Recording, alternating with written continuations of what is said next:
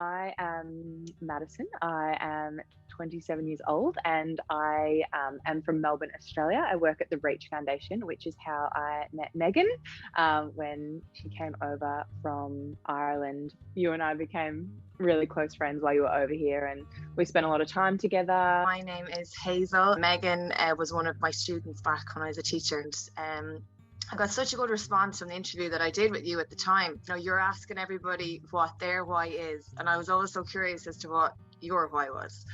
So that's kind of why we're here today. Why did you initially start What's Your Why? I knew I wanted to do something. 6 months after my mum died, I knew I need to channel this grief into something because she was such an amazing person. It wasn't sitting with me that was just over. So I talked to my friend Moira and I was like, I really want to do something for my mom. One of the things that I actually can do is just be curious, and it comes so naturally to me because she gifted that to me. Like, she was such a curious person.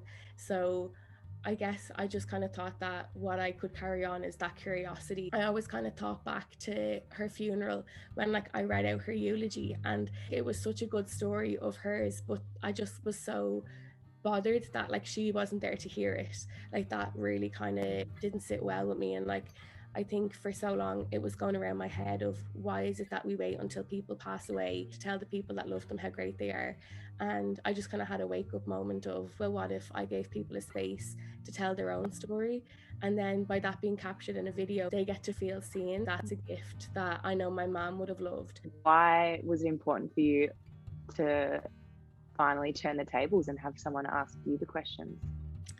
There's only so far I think I could have gone without being asked the questions. No secret or surprise that it's hard to sit and talk to one person about your life. Who am I to ask the questions if I'm not willing to answer them myself? How's everything with you at the moment? I'm in a bit of a transition stage. I think for so long I had in my mind that I was going to be getting ready and moving to Australia. Since all of the plans have changed, I've just been playing catch up with myself. So I'm catching up with the life that's unraveling here. I think it's been a battle to just stay present in what's actually happening. I needed to stop wishing for a different life that wasn't going to be happening anytime soon and just kind of ground myself into this one. When I first met you, obviously you were 16, 17 and you were quite a troubled teenager at the time. I feel like even just being around you or seeing you, I think everyone could see that you had the weight of the world on your shoulders, you know, so much more to deal with than anybody else at that age. And now I see this calm, collected, strong, independent young woman who has come so far. Can you give us a snapshot of, you know, how far you've come from then till now? I just don't recognize that person. I definitely got a reputation really quick that I was a bad kid or not the person that you want sitting in your class. And I think that just came from a place of I knew I had a lot of shit going on with my mental health, but even back then no one was really talking about it. So I kind of felt that it was the unnormal thing to feel anything I was feeling. And obviously you have sad days and stuff. I just didn't understand that they could be so extreme. If anyone got close to my vulnerability, I'd kind of make them feel embarrassed for it. I just hated that vulnerable side of myself. I wasn't actually a bad kid. I just needed someone to stop me and look at where bad behavior was coming from. I look at teenagers now and I'm like, okay, if they're going around telling their teachers to fuck off, there's obviously they're angry and obviously it's a horrible thing to do, and I deserved the bits of trouble I got into. Things only changed for me when one of my teachers, and it was like a domino effect. Once one of my teachers checked in on me, it's they all knew that was a trick, that once you ask her how she's doing, she'll stop being mean. But once one of them kind of showed a bit of curiosity into what was actually going on in my life, I think I realized that heavy feeling would actually get a lot lighter once I share a little bit of it with someone. So I think that kind of the bold and the mean Megan was actually just this big mask and protection of the hurt Megan that was inside. You felt people didn't want to be around you, but I think people probably were trying to gravitate towards you because they wanted to help you. They wanted to unravel what was going on in your mind at the time. You know, that it was concern and it was compassion was what people felt towards you, because I feel they knew that you needed a bit of saving. Yeah, for sure. And I definitely felt especially in the later years, you and your kind of your little posse and Nessa and Sarah, there's definitely people there that I could see that them coming towards me or saying, hey, wait behind after class for a chat. It wasn't you're getting in trouble anymore. It was what's going on. And I think even though my guards were so high up, it was almost this permission to if I'm having a bad day, I knew I could then come to people, which was so new to me. So I think like was trying to train myself that actually I can talk about it. You've mentioned like grief, which obviously knowing you, I can imagine is been quite a big theme in your life for the past 2 years. But how is that journey going? It's going. People definitely say it gets easier as time goes on, but I think it's a little bit harder because the longer time goes on, it's like you're realizing, oh yeah, I'm actually never going to see that person again. And with my mom, like I saw her every weekend growing up, and then when I was a teenager, like she spent a lot of time in hospital for long periods of time. So I'm used to not seeing her for a lengthy amount of time, and then seeing her through that first year, I was like, it didn't feel real, like it didn't click with me, because I was just anticipating, oh, but I'll see her again. The more time goes on, the harder that's hitting home. Grief is a forever thing, and while people aren't checking in on you every day anymore to see how you're going and where you're at with your grief, like it's still such an alive thing.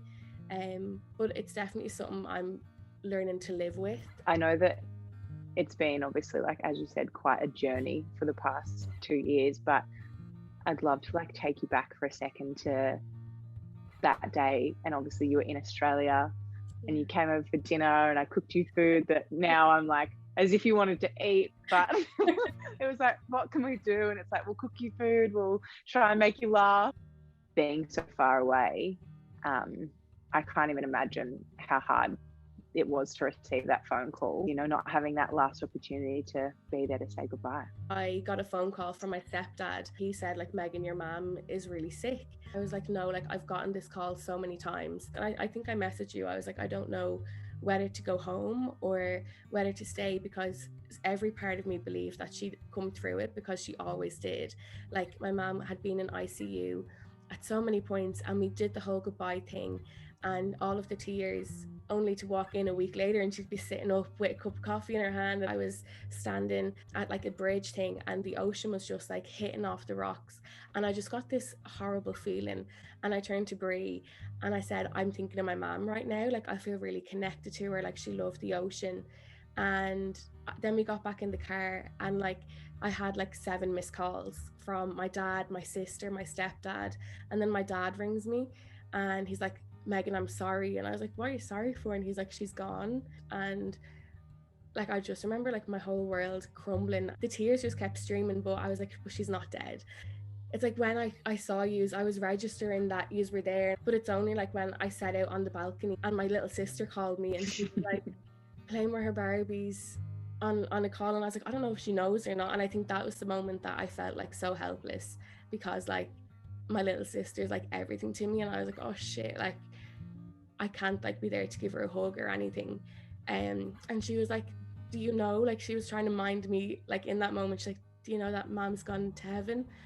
And like I think just that's like maybe when it hit a little bit that, oh shit, like once I get on that plane and get back in Ireland, everything's going to be different. Up until that moment I was feeling loved by all of you, and like I kind of very much so switched then into how can I help them. Most people that know you pretty well know that that is a really important part of your being, is being that caregiver for your younger sisters. What do your sisters mean to you?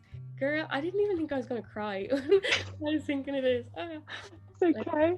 I'm sorry. I think like I know you understand, because obviously you have your little sisters too, and like my little sisters are just everything to me. Like all my family are. I know they'll watch this and they'll be like, what about me? When I think of my little sisters in particular, like the sicker my mom got, the more attached to my sisters I got, because I think my mom wanted to give them so much, and she did. She gave them absolutely everything she could. I just, when I see them, I see like my younger self and how like I craved love from so many different people. It's just so important to me that my sisters feel loved and cared for, and it just breaks my heart to know that like they have to grow up with like, because I feel the pain of losing my mom every day, and it breaks my heart to know that they have to go through that. There's just something about how like their faces light up. Not Carrie Ann as much anymore. Like, when Brianna like sees me, like her whole face lights up.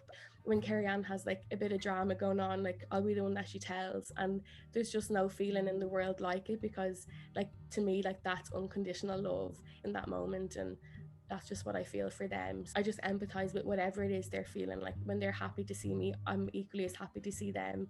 When I see them grieving, like my grief just goes up 1,000 because I feel it for them and for me. I'm the same, and I've got obviously an older sister as well who I love just as much, but I think when they're younger, like you feel like such a sense of responsibility and such a sense of having to care, and you don't want them to feel the pain that you feel. How do you think losing your mum has shifted your relationship that you have with your siblings? Losing someone like your mom, that's the biggest wake-up call ever, that these people won't be around forever. So I think it's just kind of reminded us that we have to like appreciate each other. Like I think now I have an understanding that I didn't have before, and if they're really getting under my skin, maybe I give it a little bit more time before I judge. My stepdad would try keep us together, and I couldn't be happier that the human that my mom chose to settle with is Byrne, because he's just brought us together as a family. I'm lucky that I have 2 dad roles in my life. When we all did fight a lot at the start, he kind of gave us the wake-up call that we needed, that life like can be complicated enough, like you need to kind of have your siblings back. They say you are like the sum of the 5 people that you spend the most amount of time with. How relevant is that in your life? Even when you say like the 5 people, like I have like 1,000 people. That I wouldn't be who I am today if I didn't cross paths with everyone that I did. Almost, I kind of see it as like my tribe. Like I have this chosen tribe made up of like my family. I feel like I always talk about my siblings, but they're just so important to me. My brothers have impacted me in massive ways. Like they helped me get in touch with a side of myself that I absolutely love. People like Aaron, Kyle, like all of my friends, to be honest, and Kiva, like she's taught me so much about love. The likes of Karen and Sinead and Nessa and Sarah, so many people. So especially like those, because they've been such pivotal points in my growth and in my journey that I'm always striving to be like. I think I could grow my own, but I think I would rather grow with their inspiration always, because I think they're phenomenal people. Like once you have a place in my heart, you're there forever. And like I think I wouldn't be who I am today if you hadn't shown me your kindness, or if Aaron never stepped into my life, or if I never went to Australia. Like my friends, they always call me their sister, and like there's just something about that. Like I wouldn't be who I am today if I didn't have people that are like, you're so easy to love, like you're my family now. I've created this tribe of people that know if I'm a little bit off to show me love, and that love could be like sending me a funny TikTok or booking in a day just for quality time. But yeah, like especially the people I work with, and like they're not just colleagues, like they're my family. And like I've literally grown up with them like since I'm a teenager. I definitely feel grateful for the love that they show. You started this whole What's Your Why page and forum in essentially memory of your mum. What do you think your mum would think of Megan today? Oh gosh, I think she'd be really proud. Especially when I got this apartment, and like just a lot of things that like I think she always knew they'd happen, like those kind of like big like milestone-y things, but like she was always rooting for me, and I think she'd just be really proud of like the fighter that I've become. And like I think a lot of the time like I prioritized other people over myself, and she'd always kind of remind me to like stop caring as much about what other people think, and she'd be like proud of where I am and like my ability to overcome the worst of it. I'd love to know, what are you proud of in yourself, especially over the last 2 years? You've been on quite the journey. I definitely looked outward for my love, and like I put a lot of time and energy into relationships with others, but I was just completely neglecting the one I had with myself. And the one I had with myself was not a very positive one, and it was really hard. And it was a lot of days like looking in the mirror, hating the person that I'd see, like not just physically but like inside. It was a lot of just kind of getting down and dirty with trying to figure out who do I want to be in life. And I think I'm just proud of working on the relationship with myself to believe that like I am enough. Are you ready for the big question? I think so. Megan Byrne, can you tell everybody what is your why? When I first set up the series, like I definitely would have thought about it a lot, and my why was to be a mother. Like I think I have so much maternal love to give, and I just wanted to be a mom, and that was it. And then maybe that's because I was so connected, and I'm so connected to not have my mom, that's what I crave. But I think like as time has gone on a little bit more, I've realized that like there's a kid in all of us. I think my why now, and I've kind of already said it, but I think it's just to love all